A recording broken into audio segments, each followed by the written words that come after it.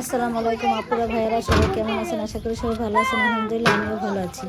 আজকে চলে আসলাম বিয়ে বাড়ির গোস্ত নিয়ে, মানে গরুর মাংস রান্না করা দেখাবো। তো কিভাবে রান্না করে সেটাই আপনাদের সাথে শেয়ার করতে চলে আসলাম।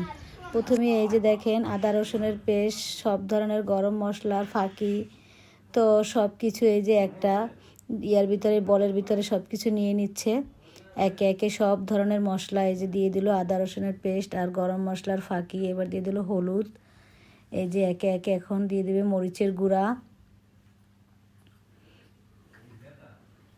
মরিচের গুঁড়া দিয়ে দিয়েছে, গরম মশলা, শাল, এলাচ, দারুচিনি, তেজপাতা সব কিছু দেওয়া হয়ে গেছে এখানে।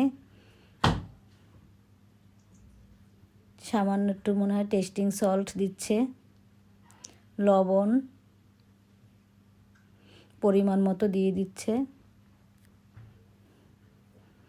আরও মশলা দিয়ে দিল, গুঁড়া মশলা, ধনিয়ার গুঁড়া।